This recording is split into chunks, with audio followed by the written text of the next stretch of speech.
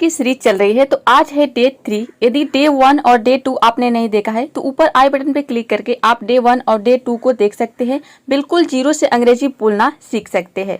तो आज के इस वीडियो में आप पढ़ने वाले हैं वुड के बारे में, यानी कि वुड से जुड़े जितने सारे मॉडल वर्ब होते हैं उन सभी के बारे में बिल्कुल डिटेल में पढ़ने वाले हैं, जो कि आपको अंग्रेजी पढ़ने, लिखने और बोलने में बहुत हेल्प करेगा। जैसे कि would, would be, would have to, would have been, would have had to. तो इन सभी के बारे में आज की इस वीडियो में पढ़ने वाले हैं। तो वुड से जुड़े जितने सारे हेल्पिंग वर्ब होते हैं वो आप कभी नहीं भूलेंगे इस वीडियो को देखने के बाद। गाइस, वुड जो है ये बहुत ही कंफ्यूजिंग वर्ड है, तो आज के इस वीडियो को देखने के बाद आपका सारा कंफ्यूजन दूर हो जाएगा। तो चलिए वीडियो को स्टार्ट करते हैं।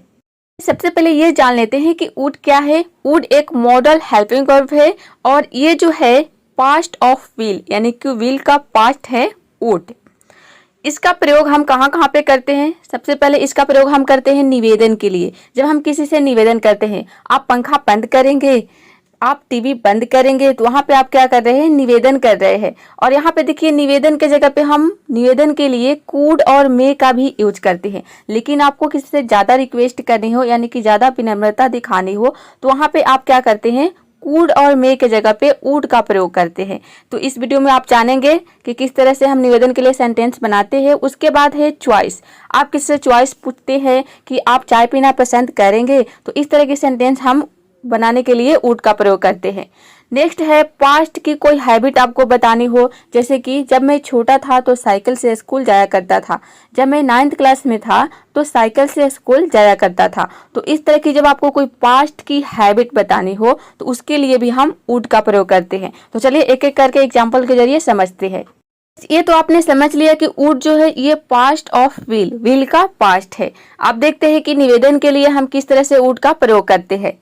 कृपया पंखा बंद करेंगे। आप किसी से निवेदन कर रहे हैं, तो यहाँ पे देखिए इस सेंटेंस को आप 3 तरीके से बना सकते हैं, यानी कि वुड के जगह पे आप कुड और मे का भी प्रयोग कर सकते हैं। यदि आपको ज्यादा विनम्रता दिखानी हो, ज्यादा रिक्वेस्ट करनी हो, तो वहां पे आप वुड का प्रयोग करेंगे।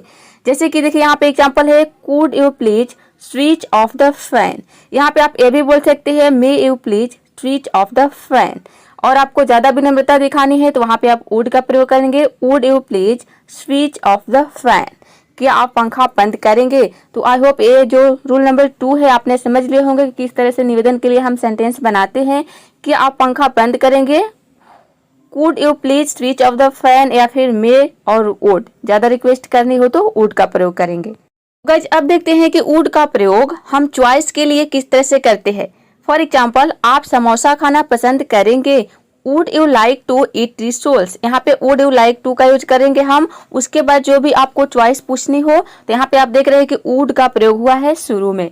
तो कोई भी चीज हो सकता है, यहाँ पे आप क्या कर रहे हैं? उसकी चॉइस को पूछ रहे हैं, उससे पूछ रहे हैं कि क्या आप समोसा खाना पसंद करेंगे। नेक्स्ट यहाँ पे देखिए, तुम मेरे साथ खेलना पसंद करोगे, would you like to play with me. इस तरह के सेंटेंस बनाने के लिए आपको क्या करना है? ये डेली यूज के सेंटेंस हैं, यानी कि इस तरह के सेंटेंस आप हर रोज बोलते हैं। हर रोज आप किसी न किसी दोस्त से या फिर अपने फैमिली मेंबर से चॉइस जरूर पूछते होंगे। यदि आप दुकान पे जाते होंगे तो उससे पहले जरूर पूछते होंगे।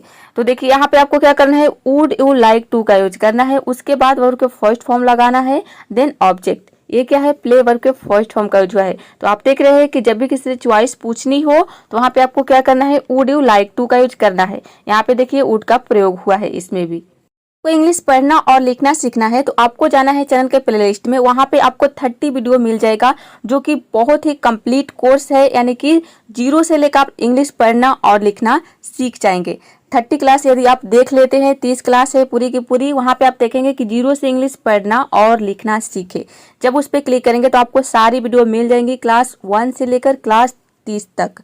तो उन वीडियो को आपने देख लिया तो आप 100% इंग्लिश पढ़ना और लिखना सीख जाएंगे। तो यहाँ पे आप क्या सीख रहे हैं? इंग्लिश बोलना सीख रहे हैं कि किस तरह से हम इंग्लिश बोलते हैं, सेंटेंस को बनाते हैं। अब देखिए यहाँ पे रूल नंबर 4 है पास्ट हैबिट। पास्ट की हैबिट के लिए हम वुड का प्रयोग करते हैं और यहाँ पे वुड के जगह पे आप यूज्ड टू का भी प्रयोग कर सकते हैं। दोनों का मतलब सेम ही निकलता है। फॉर एग्जाम्पल, जब मैं 9th क्लास में था उससे बात करता था। When I was in 9th class, I would talk to her। यहाँ पे देखिए वुड का प्रयोग हुआ है, I would talk to her।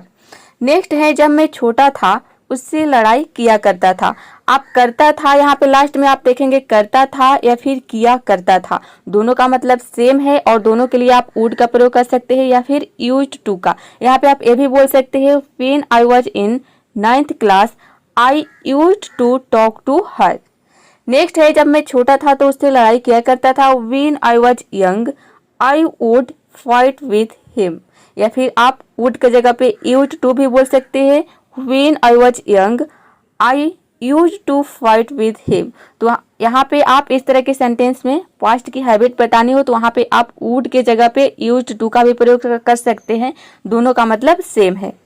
Would के बारे में आपने समझ लिया। अब देखते हैं वुड बी के बारे में। वुड बी का प्रयोग हम करते हैं कर रहा होगा या फिर हो रहा होगा के सेंस में।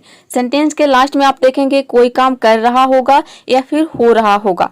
वुड का प्रयोग हम विल का प्रयोग कब करते हैं? फ्यूचर के बारे में बताने के लिए। लेकिन आप जब प्रेजेंट में खड़े हैं और फ्यूचर के बारे में बात कर रहे हैं, जैसे कि आप प्रेजेंट में बोल रहे हैं कि वह घर जा रहा होगा, यानी कि वो फ्यूचर में घर वह जा रहा होगा, प्रेजेंट में अभी आप बोल रहे हैं, तो ऐसे सेंस में हम वुड का प्रयोग करते हैं he would be going to home. अब यहाँ पे देखिए वुड बी के बाद आपको वर्ब के आईएनजी फॉर्म का यूज करना है, जैसे कि गो का आईएनजी फॉर्म होता है गोइंग। नेक्स्ट है वह सो रही होगी, शी वुड बी स्लीपिंग। वह आ रहा होगा, ही वुड बी कमिंग।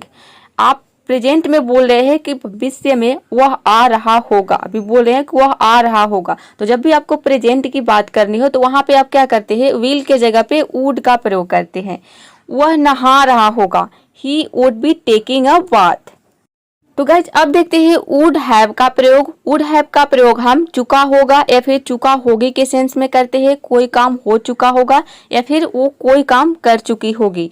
होगी का सेंस यहाँ पे आता है और यहाँ पे होगा, दोनों के सेंस में हम क्या यूज करते हैं? वुड हैव का यूज करते हैं। और इसके बाद हमेशा वर्ब के थर्ड फॉर्म का यूज होता है। फॉर एग्जाम्पल वह घर जा चुका होगा, he would have gone to home. आप अभी प्रेजेंट में खड़े हैं और भविष्य के बारे में बोल रहे हैं कि वह घर जा चुका होगा, प्रेजेंट में बोल रहे हैं कि वह घर जा चुका होगा, he would have gone to home. Next है वह सो चुकी होगी, she would have slept. Sleep का थर्ड फॉर्म होता है स्लेप्ट। वो पढ़ाई कर चुकी होगी, यहाँ पे देखिए ही की जगह पे शी होगा, she would have studied. Study मतलब होता है पढ़ाई करना, तो उसका यहाँ पे थर्ड फॉर्म है स्टडीड।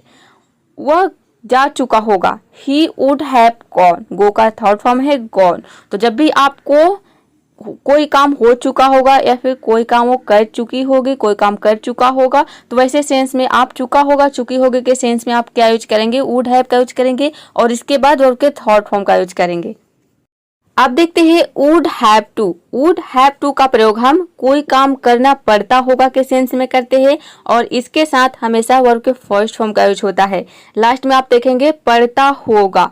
फॉर एग्जाम्पल रोहन को कपड़ा धोना पड़ता होगा। मान लीजिए रोहन नाम का आपका कोई भाई है और वह घर पर है, आप कहीं दूसरे जगह पे है और आप कल्पना कर रहे हैं कि रोहन को कपड़ा धोना पड़ता होगा क्योंकि मम्मी भी घर पर नहीं है, ऐसा आप प्रतिक्रिया कर रहे हैं। जरूरी नहीं कि रोहन रोज कपड़ा धोता है, हो सकता है कि एक दिन घर पे कोई ना हो और वह उसे कपड़ा धोना पड़ता होगा।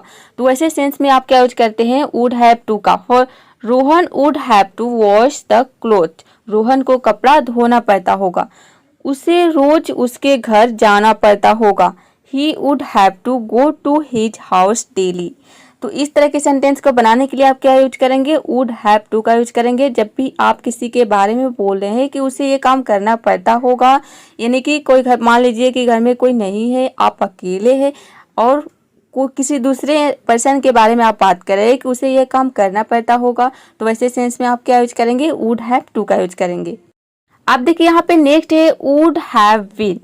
इसका हम प्रयोग हो चुका होता, हो चुका होता के सेंस में करते हैं और यहाँ पे देखिए आप बीन के जगह पे बिकम का भी यूज करते हैं। फॉर एग्जाम्पल अगर मेरे पास पैसा होता मैं डॉक्टर हो चुका होता। यहाँ पे आप क्या सेंस आ रहा है? डॉक्टर हो चुका होता। यहाँ पे ये भी हो सकता है कि अगर मेरे पास पैसा होता तो मैं डॉक्टर बन चुका होता। तो बन चुका होता के सेंस में हम यूज करते हैं बिकम और हो चुका होता यहाँ पे आप बीन का यूज करेंगे। फॉर एग्जाम्पल दोनों का जो सेंस है सेम है। फॉर एग्जाम्पल यहाँ पे देखिए if I had money I would have been a doctor. यहाँ पे यदि होता बन चुका होता तो ये भी आप बोल सकते हैं आई would have become a doctor. अगर मैंने पढ़ाई किया होता मैं शिक्षक बन चुका होता। If I had studied I would have become a doctor. यहाँ पे आप देख रहे हैं कि बिकम का यूज हो रहा है, यानी कि बन चुका होता का सेंस आ रहा है। तो दोनों का जो कहने का सेंस है वो सेम है, बस आपको ये देखना है अगर बन चुका होता हो तो यहाँ पे बनना के लिए हम बिकम का यूज करते हैं, अगर हो चुका होता तो यहाँ पे आप बीन का यूज करेंगे। दोनों का मतलब सेम है। यहाँ पे आप ये भी बोल बिकम की जगह पे बीन को भी बोल सकते हैं स्पोकन इंग्लिश में।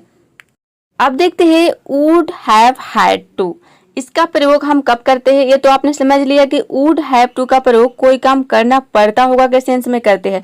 लेकिन आपको पास्ट की बात करनी हो, यहाँ पे पास्ट की बात करनी हो तो वहाँ पे आप क्या यूज करेंगे, वुड हैव हैड टू का यूज करेंगे। जैसे कि इसका सेंस निकलता है पड़ा होगा या फिर पड़ी होगी। फॉर एग्जाम्पल उसे खाना बनाना पड़ा होगा, तो वैसे सेंस में आप यूज करेंगे क्या, वुड हैव हैड टू।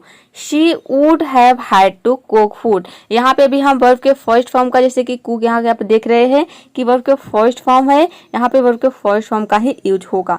तो पास्ट की जब आपकी बात करनी हो तो वहाँ पे आप क्या यूज करेंगे, वुड हैव हैड टू का यूज करेंगे।